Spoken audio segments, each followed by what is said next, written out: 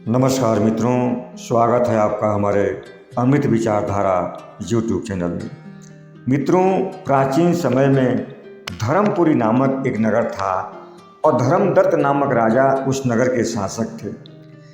राजा धर्मदत्त बहुत ही अहंकारी और कठोर दिल के राजा थे। उनके राज्य में किसी भी व्यक्ति को किसी देवता की पूजा पाठ करने की इजाज़त नहीं थी। राजा का कहना था कि हमारे राज्य की पूरी प्रजा सिर्फ मेरा ही गुणगान करे, मेरी ही पूजा करे, क्योंकि अपने राज्य की प्रजा का पालनहार सिर्फ मैं ही हूँ। मैं ही सबका भाग्य हूँ, मैं ही सबका भाग्य विधाता हूँ। राज्य का कोई भी व्यक्ति अगर राजा के खिलाफ जाता तो राजा उसे जेल में डलवा देते। राजा धर्मदत्त की 4 बेटियाँ थीं और उन्हें भी राजा धर्मदत्त हमेशा यह साथ दिलाते थे कि मैं ही तुम सबका भाग्य बिठाता हूँ, मेरी ही बदौलत तुम सभी सुख समृद्धि से भरपूर जीवन जी रही हो। लेकिन राजा धर्मदत्त की छोटी लड़की बड़ी स्वाभिमानी थी। वह जानती थी कि राज्य की प्रजा और हमारी बड़ी बहनें हमारे पिताजी के अहंकार के नीचे ही अपना जीवन व्यतीत कर रही हैं, लेकिन वह चाहते हुए भी कुछ नहीं कर पाती थी। एक दिन राजा धर्मदत्त अपने 4 पुत्रियों को अपने पास बुलाकर कहने लगे कि तुम चारों बताओ कि तुम चारों का भाग्य विधाता कौन है। राजा की बात सुनकर 3 बड़ी लड़कियां कहने लगी, पिताजी, हमारे भाग्य विधाता तो आप ही हैं। आपकी ही बदौलत हमें सुख समृद्धि से भरा वैभवशाली जीवन जीने को मिल रहा है। लेकिन जब राजा धर्मदत्त ने अपनी सबसे छोटी लड़की से पूछा कि तुम बताओ तुम्हारा भाग्य विधाता कौन है, तो राजा की छोटी राजकुमारी ने बड़ी सहजता से और बड़े निडर भाव से जवाब दिया, पिताजी, इस संसार में हर मनुष्य अपना भाग्य विधाता स्वयं है और मैं भी अपनी भाग्य विधाता स्वयं हूँ। मुझे अपने जीवन में जो कुछ मिला है वह सब कुछ मेरे अपने कर्मों का फल है। अपनी छोटी बेटी की बात सुनकर राजा धर्मदत्त गुस्से में आकर के उसकी शादी एक गरीब अंधे भिखारी व्यक्ति से करा देते हैं और अपनी बेटी से उन्होंने कहा कि तुम अपने अंधे भिखारी पति को लेकर के मेरे राज्य से दूर जंगल में चली जाओ और वहीं जंगल में रहकर अपना जीवन व्यतीत करना। फिर तुम्हें मालूम पड़ेगा कि तुम्हारा भाग्य विधाता तुम स्वयं हो या फिर मैं हूँ। राजा धर्मदत्त की छोटी बेटी अपने पिता का आदेश पाकर के अपने अंधे भिखारी पति को साथ लेकर के राजमहल से निकल पड़ती है और चलते चलते बहुत दूर एक जंगल में पहुंचती है और उसी जंगल में एक झोंपड़ी बनाकर अपने अंधे पति के साथ कंदमूल फल खाकर रहने लगी।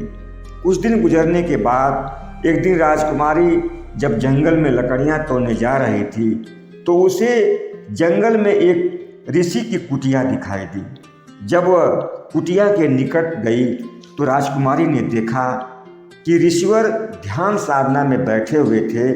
कुछ देर बाद जब ऋषि ने अपना नेत्र खोला तो अपने सामने एक सुंदर राजकुमारी को देखकर ऋषि पूछने लगे कि बेटी, तुम कौन हो। राजकुमारी ने कहा, ऋषिवर, मैं धर्मपुरी नगर के राजा धर्मदत्त की पुत्री हूँ।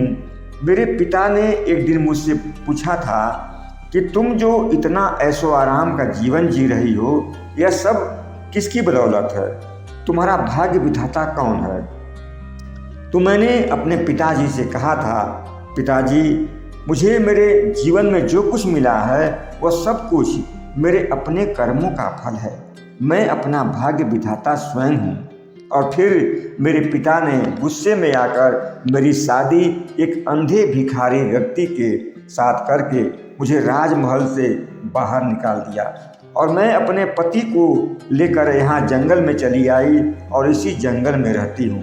राजकुमारी की बात सुनकर ऋषि कहने लगे, बेटी, मैं अपनी दिव्य दृष्टि से तुम्हारे भाग्य को भली भांति देख रहा हूँ। तुम बहुत भाग्यशाली हो और तुम्हारा अंधा पति भी बहुत भाग्यशाली है। तुम अपने अंधे पति को मामूली इंसान समझने की भूल मत करना। तुम्हारा पति एक राज्य का राजा है, उसे किसी ऋषि ने श्राप दिया हुआ है जिसके कारण वो अंधा बना हुआ है। तुम एक काम करो, इसी जंगल में यहाँ से कुछ दूर एक रहस्यमयी सरोवर है, तुम अपने पति को ले जाकर उस सरोवर में स्नान करा दो, तुम्हारे पति के ऊपर से श्राप का प्रभाव खत्म हो जाएगा और वह फिर से एक राजा के रूप में आ जाएगा, उसकी आंखें भी ठीक हो जाएंगी। राजकुमारी दूसरे ही दिन अपने अंधे पति को साथ लेकर ऋषि के बताए अद्भुत सरोवर की खोज में निकल पड़ती है। ढूंढते ढूंढते जब राजकुमारी सरोवर के पास पहुंचती है और जैसे ही अपने पति को सरोवर में स्नान करने के लिए नीचे उतारकर डुबकी लगवाती हैं, राजकुमारी का वह अंधा पति सरोवर की जादुई रहस्यमय शक्ति से एक सुंदर तेजस्वी राजकुमार के रूप में परिवर्तित हो जाता है।